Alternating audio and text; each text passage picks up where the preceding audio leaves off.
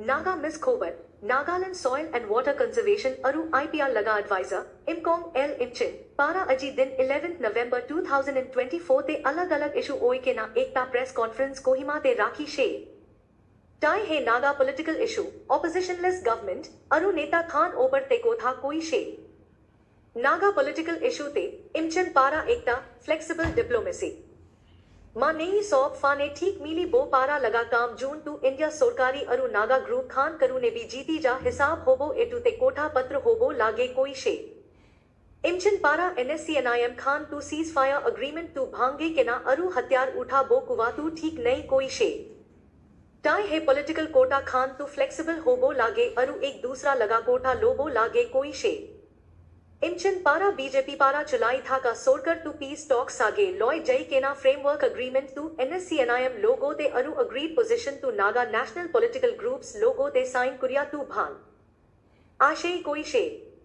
Naga territorial integration ऊपर इमचन कोई शे की एटू टू दूसरा प्रदेश खान लगा मंजूरी ना होय ले कॉन्स्टिट्यूशन ऑफ इंडिया आर्टिकल 3 ही सब ना होबो.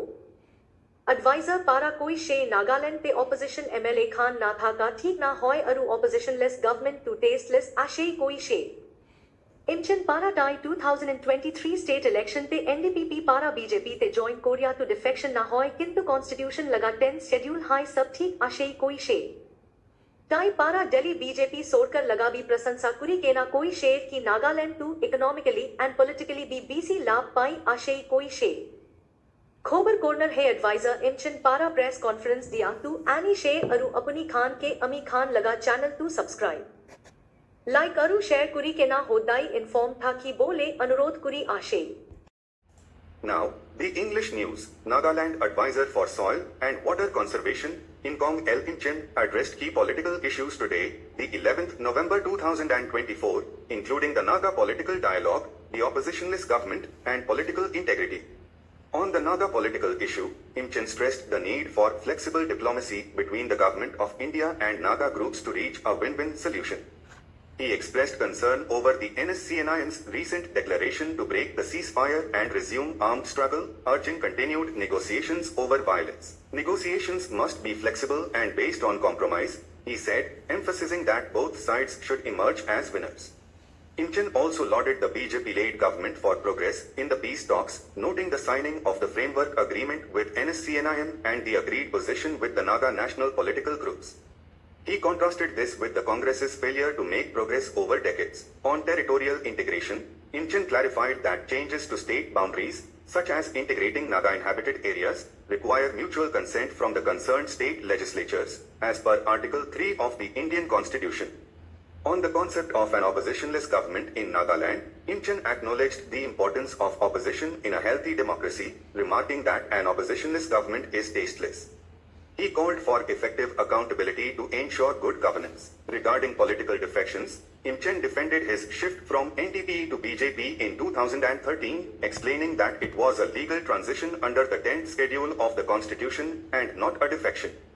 He reiterated his strong support for the BJP, stressing that the party's policies have benefited Nagaland both economically and politically. Imchen also highlighted the need for young leadership in the state, while stressing the importance of integrity in public office. Referring to his own resignation as Home Minister in 2013, he stated, "Public office should come with accountability." Khobar Corner brings the entire press conference, with a request to subscribe, like and share our channel to always remain informed. Well, with due respect, I wanted to talk about myself. There apparently stuck a stigma in my forehead, which you can see it on that I was a defected politician. I wanted to clarify upon it so that Naga people understand the true facts. We were in the NPA, and then over the years out of 26 MPF MLAs, 21 of us split it and then joined with the NDP.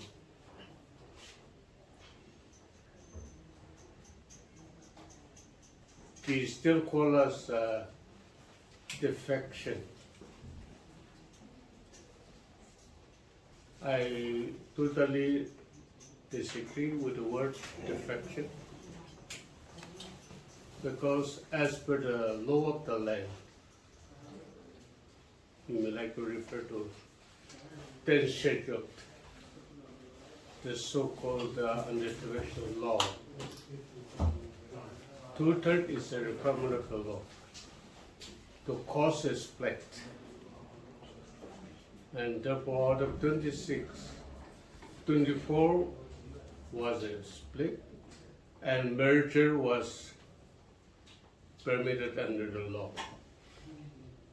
So we took merge with the NDP. Distinctly clear as per the law of the land. Then comes to recently concluded assembly election. I was NDP MLA, but I came to understand that the leadership of the NDP has decided not to award the party ticket to me for 23 election. Having established the authenticity of the information I received, I was giving thought over it. Then I thought that I am, as some sort of a senior member of the assembly, I should contest from a recognized political party. But in order to contest from another political party, I was applying my mind to the application of the 10 schedules. The Speaker of the House of the Nagaland Legislative Assembly on the last session of the 14th House, the Speaker pronounced prorogue sine die. That is the constitutional application. In case of a prorogue sine die, Speaker she cannot summon another assembly on his own, unless with the consent of the Honorable Governor of the state. And therefore, the Speaker in his winding up speech also, at the last session of the 13th House, come to a conclusion. After that, we dispersed, and I thought of resigning from the party. But again, I thought that only resigning from the party will not clear the doubts in the minds of the people. A stigma will remain. And also the implications of the schedule. And therefore I have decided myself in my own volition that I have to vacate my seat in the assembly. And therefore I have sent my resignation from the membership of the House. The Honorable Speaker accepted, and acceptance letter was served to me, and I have duly received it. Only after that I have applied for PGB ticket. And the PGB ticket, PGB leadership has gracefully awarded the ticket to me, and therefore I have contested as a PGV party candidate. And as such, I got the mandate of the people on the PGV ticket. Therefore, I'm a PGV party MLA today in the 14th House. Therefore, I thought it imperative on my part to clarify the legal position in the context of defection. I want to clarify that there was no such defection that I took place from 13th to 14th House. I resigned from the membership of the House. Only then I applied for the PGV ticket and I was given. And my mandate in the 14th House was on PGV ticket. So that is the clear-cut political route I have taken till today. That is one. Number two, during the parliamentary election, they were tremendous campaign on religious platform. They nearly liquidated the BJP party in the state. But I know for sure that Narendra Modi will come back as our Prime Minister. India is a big nation. India is a big country. And more so, India is a big economic power in the world today. And Narendra Modi factor comes into play in a significant way in the upliftment of Indian national economy, not only politics. And therefore, I have trust in his leadership.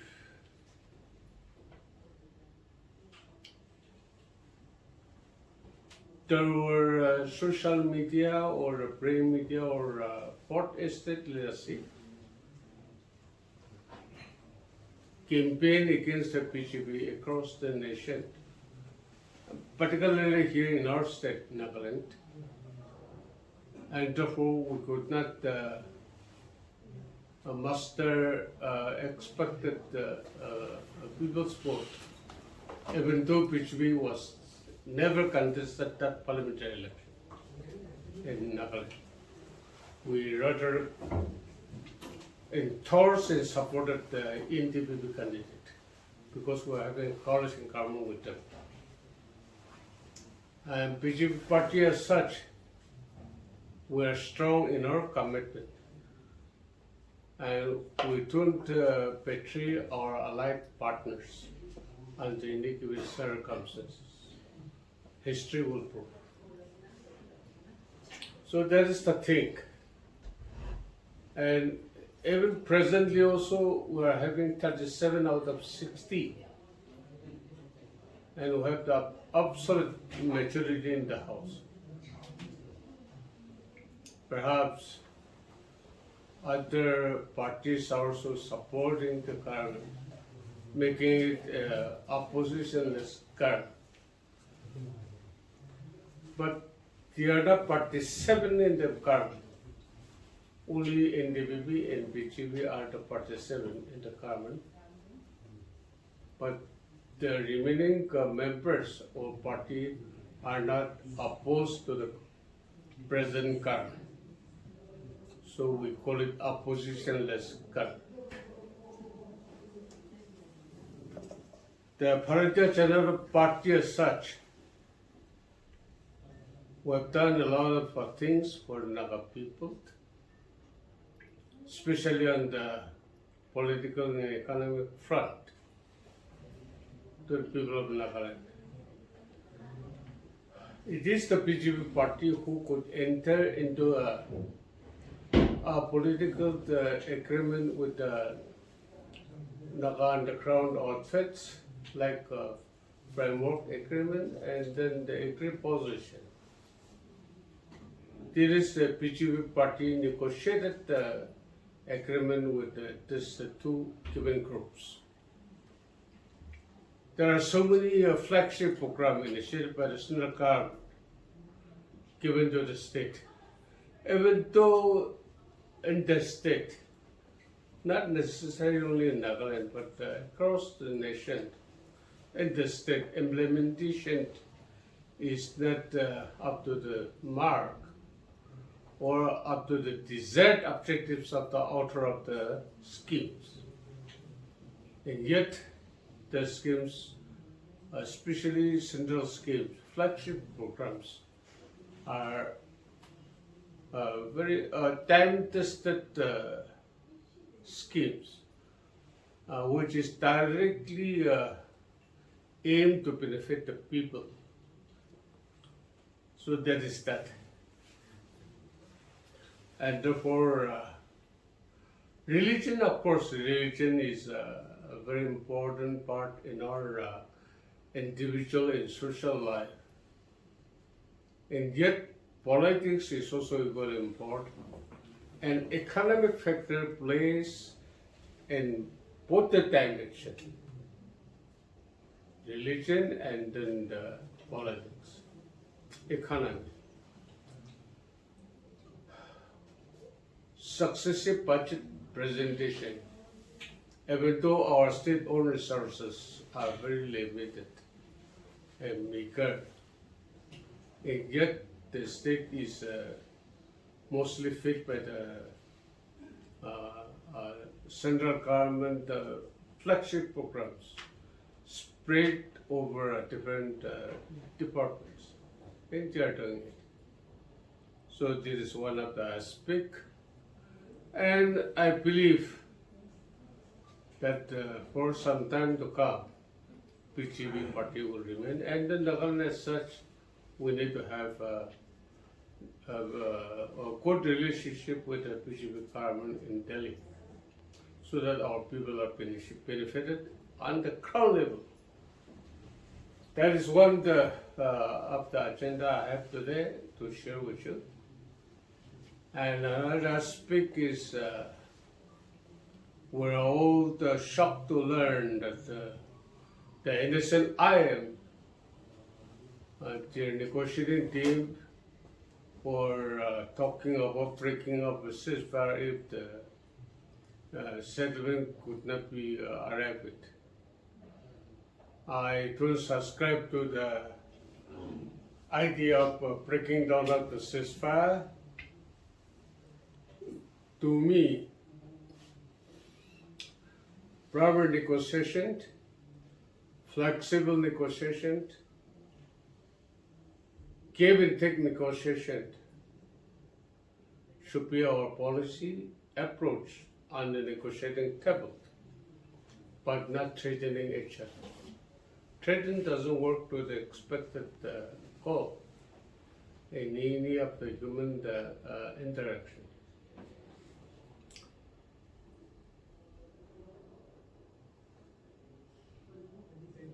If we break down the ceasefire and go back to the armed struggle, I don't see a very bright Nagaland future. We are, in a way, we are in the older generation, but you people are from the younger generation. The state belongs to you. Tomorrow belongs to you. Here, the leadership today should make good way for your younger leadership tomorrow. Unless we roadmap in a comfortable and stable way, you'll also face the same unstable situation like today. Therefore, I thought that if we look back to the bloodshed and violent society, our people will not have a comfortable sleep.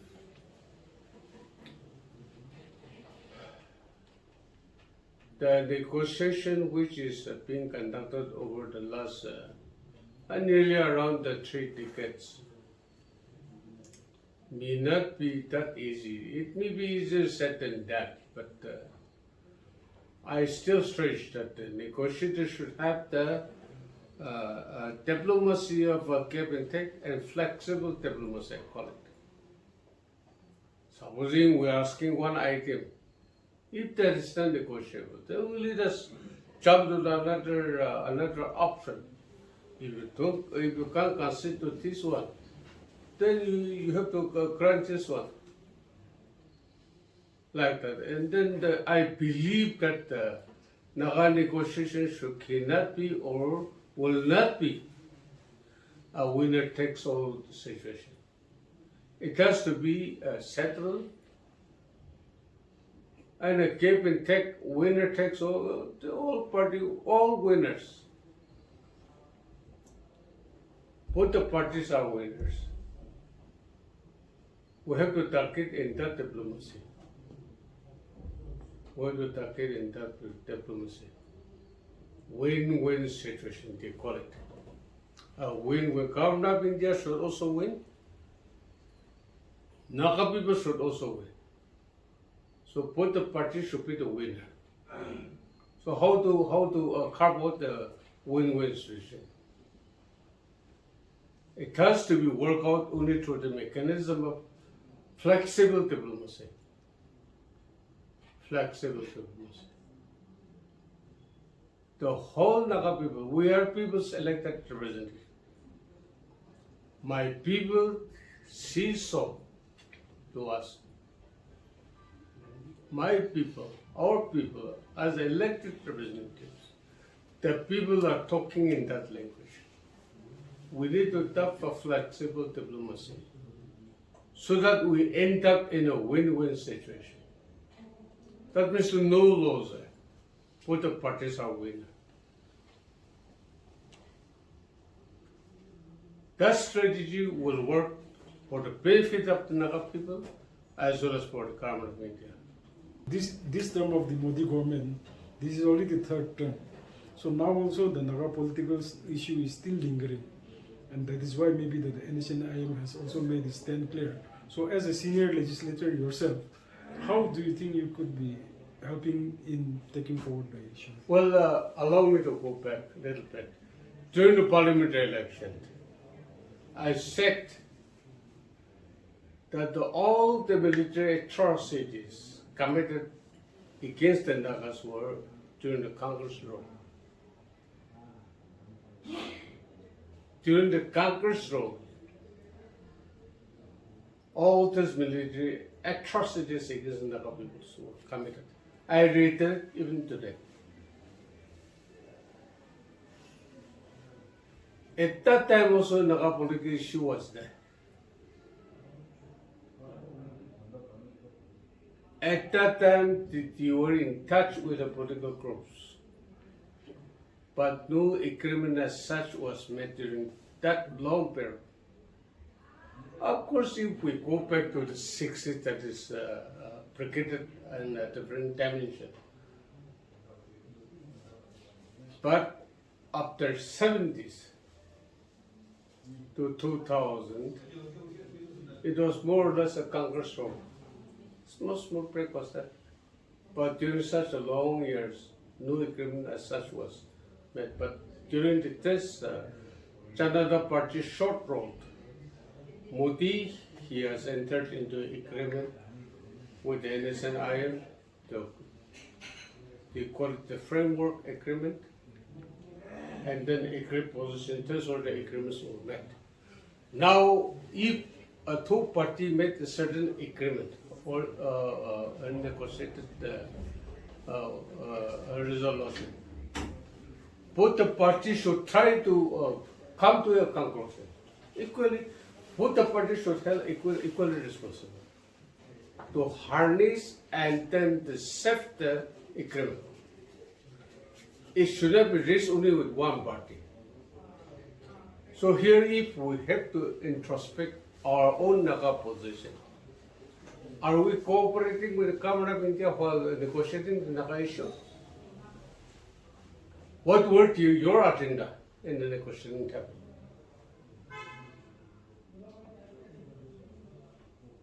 For the last 30 years, what were your agendas? What forward to the Government of India for acceptance? It needs to be retrospectively. While passing any judgment, verdict, we have to examine both sides of the coin. So the wrong may be with us or with them. Unless we examine carefully, we will not know. And therefore, here Naga people has a stake for political liberty. We are negotiating with the Government of India. One should know that they are the giver into this context. We are not the giver. The Government of India has the authority to give us, grant us, allow us, but not the other way around. And I foresee a very little chance of third-party intervention here. India is a world power today, politically as well as economically, and militarily also. Who will dare interfering in Indian internal affairs? Who will dare interfering in Indian internal affairs today? And therefore here also, if Government of India and the Naga negotiating group agree to invite the third country or third party intervention, then there is a possibility. But only one party is feeling like that it will never work, it shall never work. That is my opinion. I am mere Malay. I am not in the cabinet. The members of the Honorable Cabinet will be knowing better. Anyway, my opinion is such a oppositionless government doesn't have much of a dust. It is not a dusty government. My definition is opposition is also part of the government because they are also people's elected representatives. And usually the ruling bench they used to commit weaknesses here and there over the implementation of the policies and programs. There, the opposition bench is required to find out that here you have committed wrong, mistake. It should be corrected like that. There is a sweetness having opposition. Opposition members are not our enemy. Usually I used to brand it this way, I define it this way. House belongs to the opposition. Government belongs to the treasury bench. Like that I also define when there was an opposition bench. It was so interesting, and I like it. But oppositionless means there is no good test. Right. Oppositionless and testless are of course together. Well, if we go through the Article 3 of the Constitution precisely, it's a long process. but boundary demarcation. But speaking about the integration, you have to touch on the boundary demarcation. Supposing two states unite together, it has to be mutually agreed. In short, in simple language, both the states should agree. Parliament may like to initiate. Parliament is the government of India. But they have to refer such proposal to the respective state to be discussed in the respective house. Only then if both the state government legislature agrees, then the boundary rearrangement or realignment can be made. Only through mutual agreement. For example, you wanted to integrate a part of Assam or Manipur or Arunachal into Nagaland. Thus, three states has to agree. Thus, three state assembly has to rectify, including Nagaland. Only then state realignment or rearrangement can be done. This is a constitutional requirement. So it cannot be just a wish away. I should not make comment. But here I wanted to refer to myself and the political morality. Well, my chair is a public office. It's a public chair. I was delegated by my people, my constituency people, authorizing me to sit here in this chair. So my guarantee to sit in this chair is with the mandate of my people. I used to talk like this. In a way, we are worse than work charge. We are authorized only for 5 years by the people. And even if within that 5 years, if we misbehave, then your house will be dissolved and then go back to renew your license of that 5 years. For another 5 years, you want to renew your license. So like that. So in 2013, the election commission people and then the paramilitary forces stopped my vehicle in Hoka. And they started initiating formalities. I was state home minister at that time, even though election was going on. Our government wasn't resigned. So I had to sleep in the police lockup that evening. I need to understand that. And therefore, I sent my resignation to my chief minister. Chief minister, he was shocked. And he called me back, telling me, Imkong, what you are doing here? I told him, sir, we're all holding public office. And accountability lies with the people.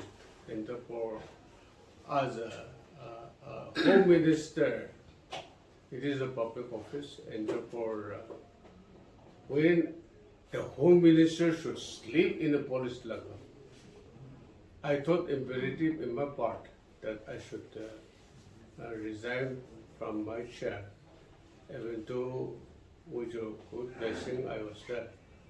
So kindly accept my resignation and send it to the governor on your recommendation as per the common of law. Please, and so that it is announced in this evening all India report. That was my specific and precise request made to the Chief Minister. Chief Minister, with all his reluctance, accepted my resignation, recommended to the Chief Minister of our government, and he accepted. So, if there's any stigma on your hat, on your performance and activities, you have to vacate your chair and then allow the law of the land to flow freely. That is my example of myself. So it is up to them to update your mind. It is up to them to update your mind. So coming back to the Naga Of political course, in the universal law, a person is innocent till he proved guilty in the court of law. But my case was also not guilty, not innocent. He just informed me that I have to sleep in the police lockup that evening. So, Home Minister said, cannot be sleeping on the police lockup without resigning. So I resigned. But that year, my margin of winning election was the biggest out of the 5 elections. So that's the highest margin. People's vote. That is that. So it is up to the individuals. I thought it imperative that my opinion and the people's opinion should be proclaimed down to the mass and public too through your interaction.